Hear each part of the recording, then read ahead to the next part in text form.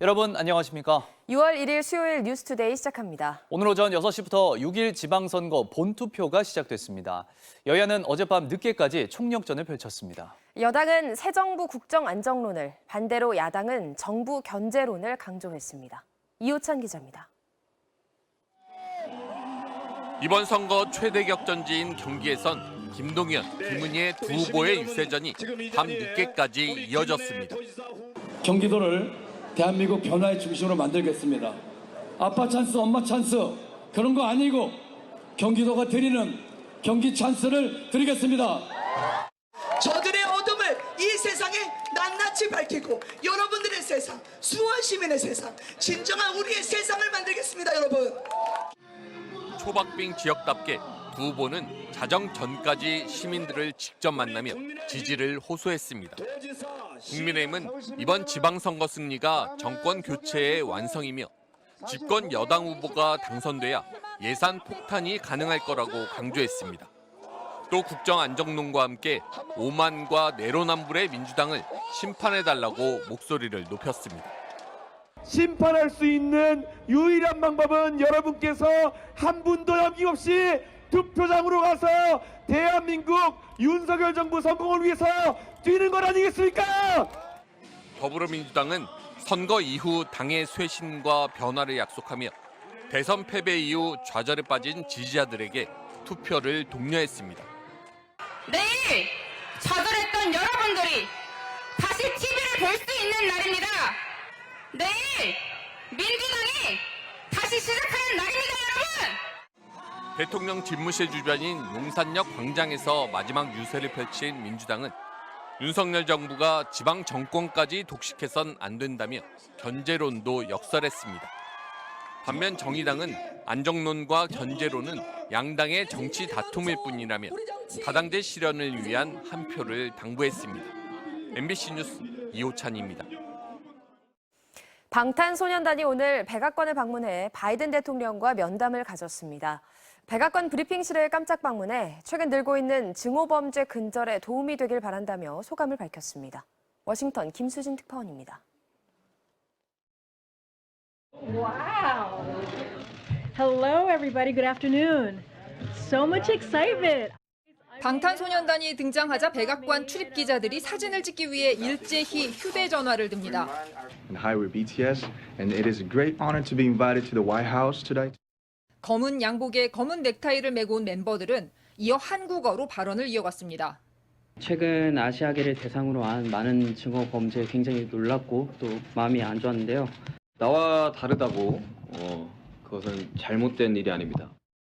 방탄 멤버들은 아시아계를 향한 증오 범죄 근절에 목소리를 내겠다며 K-팝을 전 세계의 다양한 팬들이 듣고 즐기는 것처럼 서로의 다름을 인정하자고 호소했습니다.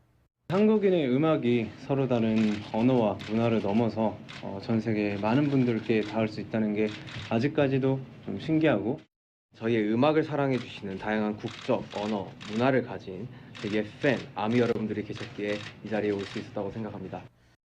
방탄소년단의 방문 소식에 49석의 좌석이 있는 백악관 브리핑실은 100여 명의 기자들이 몰려 발 디딜 틈이 없었습니다.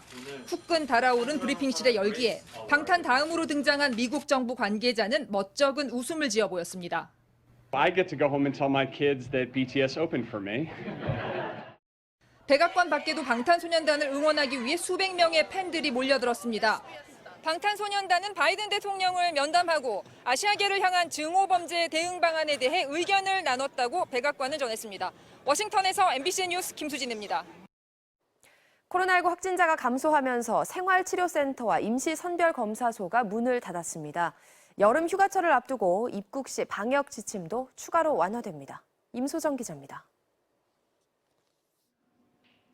코로나19 경증 확진자의 격리 치료를 담당했던 전국 생활치료센터가 어제부로 문을 닫았습니다.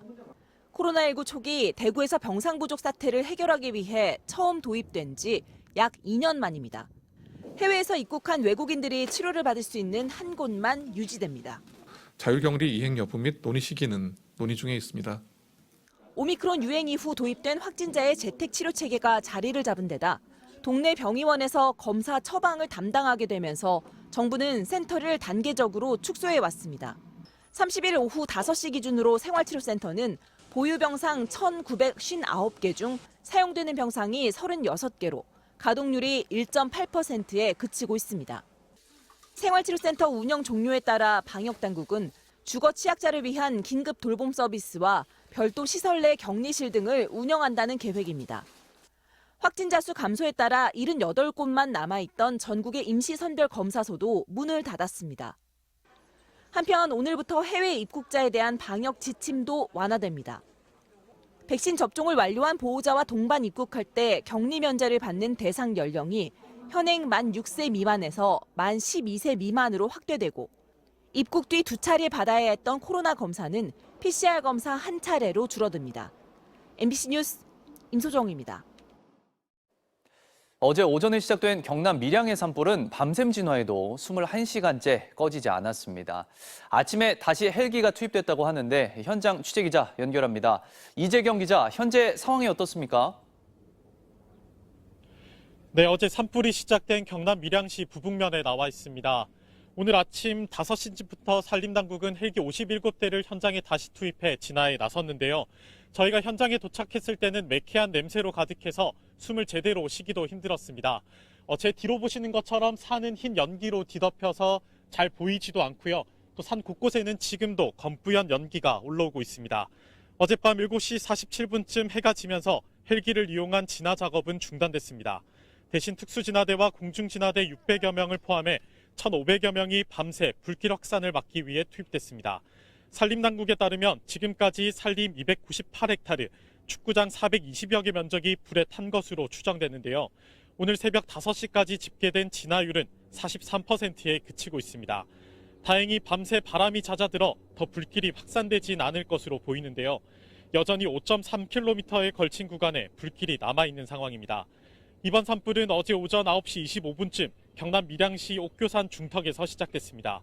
건조주의보가 내려진 날씨에 강한 바람까지 불어 순식간에 불이 번졌는데요. 불길이 잡히지 않으면서 인근 470여 명의 주민은 마을 회관 등으로 대피했습니다.